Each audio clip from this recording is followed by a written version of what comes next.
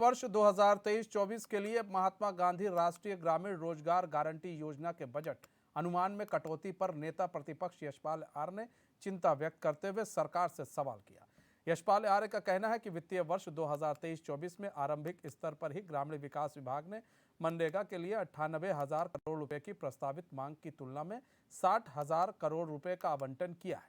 यशपाल आर्य का कहना है कि मनरेगा के तहत आवंटन में 30,000 करोड़ की कटौती समझ में नहीं आ रही है।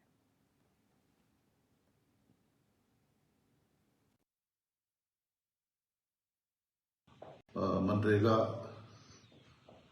भारतीय ग्रामीण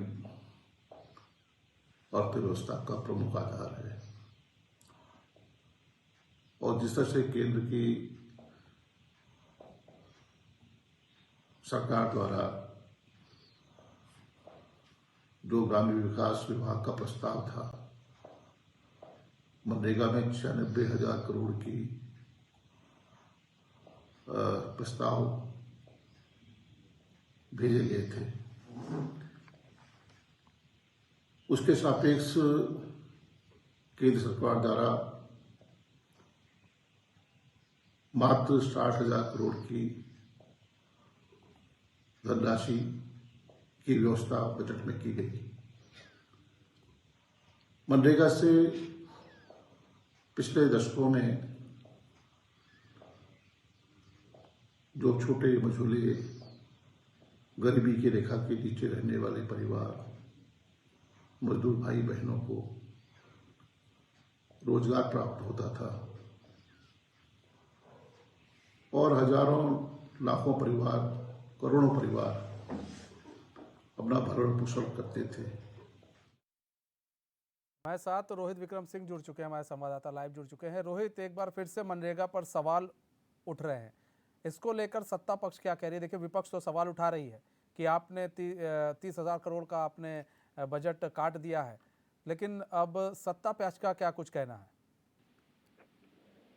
देखिए मनीष, महात्मा गांधी राष्ट्रीय रोजगार गारंटी योजना, जो कि मनरेगा के नाम से योजना विख्यात है और यूपीए के शासनकाल से ही ये योजना संचालित हो रही है, बहुत ही महत्वाकांक्षी ये योजना रही है और अब तक करोड़ों की संख्या में जो ऐसे श्रमिक हैं मनरेगा के तहत उन्होंने रोजगार करके धन अर्जन किया है और बहुत सारे ऐसे किसान परिवार भी हैं जो अपने खेती बाड़ी के अलावा जो है मनरेगा के तहत मजदूरी करते हैं और सरकार 100 दिन के रोजगार गारंटी के तहत उन्हें रोजगार उपलब्ध कराती है।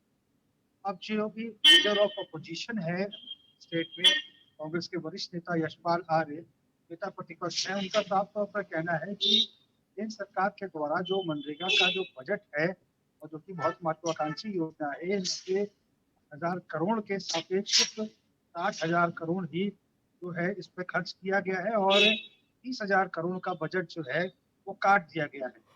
और मनरेगा जैसी महत्वाकांक्षी योजना से प्रत्येक वर्ष 5 करोड़ 60 लाख ऐसे श्रमिक हैं जो लाभान्वित होते हैं, जो अपना जीविकोपार्जन करते हैं। खेती किसानी के अलावा भी वो श्रमिक बनकर इस योजना के तहत काम करते हैं और धन का अर्जन करते हैं।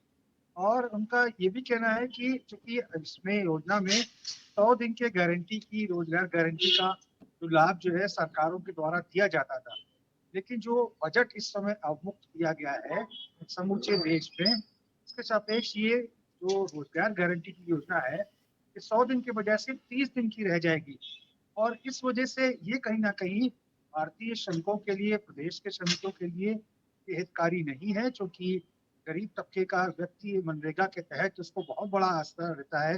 वो मनरेगा के तहत वो मजदूरी करके खेती किसानी के अलावा भी अलग से धन का अर्जन करता है और इसके साथ ही NMS जो ऐप है उसके जरिए भी श्रमिकों को अपनी हाजिरी जो है कार्यस्थल से देनी होती है दिन में 2 बार। और ऐसे में चूंकि ये पूरी प्रक्रिया जो है ऑनलाइन पद्धति के द्वारा होती है और उन्होंने नेता प्रतिपक्ष ने यह भी आरोप लगाया कि क्योंकि श्रमिक काम में इतना मशगूल रहता है, भूल जाता है वो कभी कभी अपनी हाजिरी लगाना, जिसकी वजह से उसको इसका खामियाजा भुगतना पड़ता है और एक जो उसकी मेहनत है उसके ऊपर भी एक तरह से संशय उत्पन्न होने लगता है जो प्रशासनिक जो अमला है कि शायद वो मजदूर काम पर नहीं है। तो ये तमाम मसले हैं जिनको लेकर जो है नेता प्रतिपक्ष ने सरकार पर आरोप लगाया है। उन्होंने कहा है कि मनरेगा का जो बजट है वो एक फुल फ्लैश बजट होना चाहिए, ताकि जो श्रमिक है उसको अपने कार्य के एवज में पूरा पैसा मिल सके, और जो 100 दिन की रोजगार गारंटी की योजना है, तो 100 दिन के कार्य करने का जो है उसका जो लाभ जो है सरकारें ले सके, प्रशासनिक अमला ले सके, ताकि एक भारतीय श्रमिक के साथ प्रदेश के जो श्रमिक है इनके साथ न्याय हो सके। अच्छा रोहित, एक सवाल ये भी उठ रहा है कि आखिर विपक्ष ने सवाल तो उठाए, लेकिन सत्ता पक्ष ने इतना पैसा काट क्यों रखा है? उनका क्या कुछ कहना है, सत्ता पक्ष के लोगों का क्या कुछ कहना है कि भाई हमने इतनी कटौती की है, तो उसके पीछे का रीजन भी उन्होंने कोई बताया होगा कि ये रीजन है इसलिए हमने कटौती की है? देखिए मनीष, चूंकि ये पूरा का पूरा जो फंड है ये भारत सरकार की तरफ से रिलीज किया जाता है। अब इसमें चूंकि ये तमाम वित्तीय मसले हैं, और संभवतः जो भारत का वित्तीय मंत्रालय है भारत सरकार का, हो सकता है उसने फर्स्ट फेज में 60,000 करोड़ का धनराशि जो है अवमुक्त की है, और हो सकता है कि जो बाकी पेंडिंग अमाउंट है वो वित्त मंत्रालय द्वारा जो बाद में अवमुक्त किया जाए। तो ये तमाम फाइनेंशियल मसले हैं, और इनको समझने के लिए तमाम जो है वित्तीय अनुभव भी इनसे भी दो चार होना पड़ेगा। अब चूंकि नेता प्रतिपक्ष यशपाल आर्य ने ये केवल प्रादेशिक मुद्दा नहीं है, ये समूचे देश का मुद्दा है, तभी इस मुद्दे को उन्होंने उठाया है, और ये कहा है कि 5 करोड़ 60 लाख लोग जो श्रमिक हैं वो लाभान्वित होते थे, लेकिन अब ये 100 दिन की रोजगार गारंटी योजना 30 दिन की योजना रह गई है, जिस हिसाब से धन को अवमुक्त किया गया है। तो इन्हीं तमाम मसलों को लेकर अपनी नाराजगी जो है नेता प्रतिपक्ष ने जाहिर की है। उत्तराखंड के परिप्रेक्ष्य में अगर हम बात करें मनीष, तो यहाँ पे संसाधन लिमिटेड हैं। खेती किसानी भी एक सीमित दायरे में की जाती है, बहुत छोटे छोटे खेत हैं। कभी कभी अपने खेतों की उड़ाई और बुआई वगैरह करने के बावजूद भी जो श्रमिक हैं वो काफी समय तक खाली रहते हैं, काफी दिनों तक खाली रहते हैं, और माइग्रेशन यहाँ की सबसे बड़ी समस्या है, पलायन, जिससे राज्य सरकारें हमेशा चिंतित रही हैं उत्तराखंड की। और नेता प्रतिपक्ष चूंकि विपक्ष का सबसे बड़ा नेता होता है, तो ऐसे में यशपाल आर्य की चिंता भी लाजमी है, क्योंकि पुराने नेता है, पुराने कांग्रेसी नेता है, प्रदेश अध्यक्ष भी रहे हैं। तो ये तमाम मसले थे जिसको लेकर उन्होंने अपने सोशल मीडिया के जरिए अपना वक्तव्य दिया है, और जिसको जो है एक चिंता के माध्यम से जाहिर किया गया है कि भारत सरकार को इस मसले पर फूक देनी चाहिए, और जो त्रुटियां फिलहाल महात्मा गांधी राष्ट्रीय रोजगार गारंटी योजना के अंतर्गत जो आ रही हैं, जो वित्तीय भी समस्याएं हैं, उनको भी तुरंत जो है इसका समाधान करना चाहिए, ताकि 100 दिन के रोजगार की गारंटी जो है मजदूरों को उपलब्ध हो सके। अच्छा, 5 करोड़ 60 लाख बताया जा रहा है कि जैसे मजदूर हैं जिनको सीधा फायदा पहुंचता था, लेकिन अब कई ऐसे मजदूर होंगे, कई लाख ऐसे मजदूर होंगे जिनको नहीं मिल पाएगा वो फायदा, क्योंकि 30,000 करोड़ की कटौती की गई है।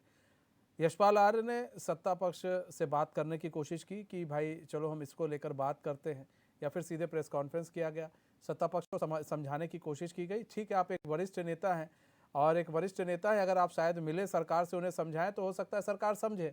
और जैसा कि आप भी बता रहे हैं कि ये वित्तीय मामला है, हो सकता है कि अभी जो भारत सरकार, केंद्र सरकार है, उसने सिर्फ 60,000 करोड़ ही अभी आवंटित किए हों, 30 बाद में भी आ सकते हैं। तो ये चीज क्लियर हो जाएगी ना, तब ये चीज क्लियर हो जाती। बिल्कुल मनीष, चूंकि लीडर ऑफ अपोजिशन का जो पद है ये काफी बड़ा पद होता है, और ऐसे में विपक्ष की आवाज है, प्रदेश की आवाज, ये तमाम समस्याएं जो हैं इनसे सरकार को अच्छा रोहित, बने रहे हमारे साथ, बीजेपी प्रवक्ता जुड़ चुके हैं, विनोद सुयाल जुड़ चुके हैं। विनोद जी, स्वागत है चैनल में आपका। विनोद जी, नेता प्रतिपक्ष कांग्रेस के उन्होंने बड़ा आरोप लगाया है कि 30,000 करोड़ रुपया जो है आप लोगों ने मनरेगा में काट दिया है, 60,000 करोड़ ही आवंटित किया जा रहा है। तो उनका कहना है कि क्यों काटा गया है, नहीं काटा जाना चाहिए, इससे लोग सीधे तौर पर गरीब जो तबके के लोग हैं वो जुड़ते हैं। देखिए ऐसा है, अभी इस विषय पर कुछ भी कहना जल्दबाजी होगा कि क्या कटौती क्या हुई है क्या नहीं हुई, है ना। सरकार कई बार बजट जो है तो किस्तों में भी रिलीज करती है।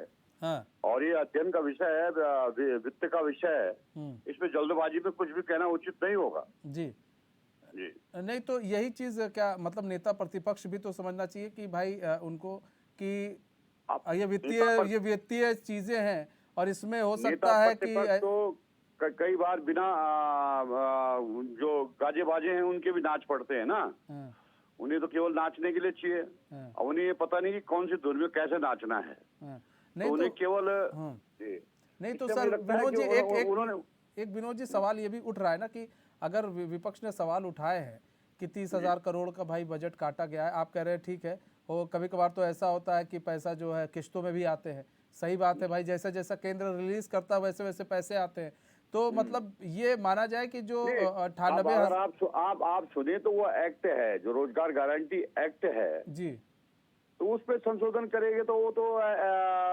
भारत की संसद करेगी, जी है ना। कट्टे का सवाल तो तब वो तो मजदूरों को 100 दिन का रोजगार देना ही है ना। तो उसके कारणों पे जाना पड़ेगा, उस पर देखना पड़ेगा। इसलिए मुझे लगता है तो जल्दबाजी में कुछ कहना भी जल्दबाजी होगी। लेकिन विपक्ष अब देखिए आप कह रहे हैं कि जल्दबाजी होगी, विपक्ष तो आरोप लगा रहा है, मतलब या तो वो विपक्ष का जल्दबाजी कर काम, रहा है। अरे विपक्ष का काम है, उनको थोड़ा अपनी दुकान चलानी है तो चला रहे होंगे। जी अच्छा, एक चीज है कि किश्तों की बात हो रही है, जैसा आप भी कह रहे हैं कि भाई ठीक है, और सही बात है कि केंद्र सरकार समय के हिसाब से पैसा रिलीज करता है कि आज उसने आज इतना कर दिया, कल इतना कर दिया, परसों इतना कर दिया। लेकिन क्या ये जो 98,000 करोड़ की बात है, तो क्या मतलब ये पूरा पैसा आएगा या फिर वास्तव में 30,000 करोड़ की जो कटौती है वो हो रही है इस बार? जी, निश्चित रूप से मैं कह सकता हूँ कि वो एक्ट है। अगर किसी को 100 दिन के रोजगार गारंटी का वो दिया है, तो निश्चित रूप से उसको 100 दिन का रोजगार दिया जाएगा। पैसा कितना आएगा, क्या आएगा, वो 100 दिन वाले को तो काम मिलेगा ही ना, जितना उसका रेट्स है, जो उसे पर डे के हिसाब से। हो सकता है कि लोगों का ये मैं भी अभी तो मैं कहने की स्थिति में नहीं हूँ, मैंने उसका अध्ययन नहीं किया है, लेकिन ऐसा भी तो हो सकता है कि कुछ मजदूर कम हुए हों। ठीक है, विनोद जी बने रहिए हमारे साथ। मथुरा दत्त जोशी जुड़ चुके हैं, प्रदेश उपाध्यक्ष हैं कांग्रेस के। मथुरा दत्त जोशी जी, स्वागत है चैनल में आपका। मथुरा दत्त जोशी जी, एक आरोप लगा है, आपके नेता प्रतिपक्ष ने लगाया कि 30,000 करोड़ जो है मनरेगा में काट दिए गए। 98,000 करोड़ दिए जाते थे, 60 दिए गए हैं, 30 काट दिए गए हैं। लेकिन क्या ये अभी इतनी जल्दबाजी क्यों हो रही है? विनोद सुयाल जी कह रहे हैं अभी तो किस्तों में भी कभी कभार पैसे आते हैं। देखिए, किस्तों में निश्चित रूप से पैसे आते हैं, लेकिन एक एस्टिमेटेड कॉस्ट होती है कि इतना हम खर्च करेंगे इस साल। जो इस साल का आकलन सरकार ने किया है वो बहुत कम किया है, उसको जो पिछले वर्ष की तुलना में इस वर्ष कम कर दिया गया है। इससे नेता प्रतिपक्ष ने जो बातें कही हैं बिल्कुल सही बात कही है। सरकार रोजगार गारंटी का जो अधिकार है उसको भी समाप्त करने जा रही है। लोगों को जिस तरीके से मनरेगा के माध्यम से अपनी आजीविका चलाने का मौका मिलता था, उनको पैसा मिलता था, उसमें सरकार ने कटौती कर दी है। कटौती के साथ साथ उसके नियम भी बड़े कठिन करते हैं। आप देखिए, ग्राम सभाएं खर्च करने में अक्षम खर्च नहीं कर पा रही हैं जो खर्च होना चाहिए था। तो थोड़ा शिथिलीकरण अगर सरकार करे तो निश्चित रूप से मैं समझता हूँ कि उसका फायदा जनता को मिल सकता है। और जिस तरीके से हर प्रतिवर्ष मनरेगा का बजट काटा जा रहा है और रोजगार लोगों को उपलब्ध नहीं हो रहा है, और हमने जो 120 दिन रोजगार की गारंटी दी है उसमें सरकार द्वारा कोई अमल नहीं किया जा रहा है, काटा जा रहा है, इसलिए सवाल खड़े किए जा रहे हैं। विनोद सुयाल जी, आपको आवाज आ रही है? जी, मुझे आवाज आ रही है। जी, मथुरा दत्त जोशी ने भी देखिए कहा है कि भाई काटा गया है ये, और नहीं, अब मैं कह रहा हूँ कि अभी इंतजार करना चाहिए, और उनको इतना जल्दबाजी में कहना कुछ भी ठीक नहीं होगा। अभी कितने मजदूर हैं, कितने दिन, क्योंकि एक्ट है, तो एक्ट में तो कोई भी वो नहीं कर सकता है। एक्ट में तो अगर कोई परिवर्तन करेगा तो पार्लियामेंट ही कर सकती है ना। तो मुझे नहीं लगता कि किसी के रोजगार में कोई कटौती होगी। कितनी कॉस्ट होगी वो अलग इशू है, वो उसका आकलन किया गया होगा, है ना। तो उसी के आधार पर सब चीजें होंगी। तो मुझे लगता है कि अभी कुछ कहना जल्दबाजी होगी। प्रतिपक्ष है, कुछ कहने के लिए नहीं होगा आजकल, तो इसीलिए कह रहे होंगे। ठीक है, बहुत बहुत धन्यवाद आप दोनों मेहमानों को हमारे साथ जुड़ने के लिए और अपना बहुमूल्य समय देने के लिए। बहुत बहुत धन्यवाद।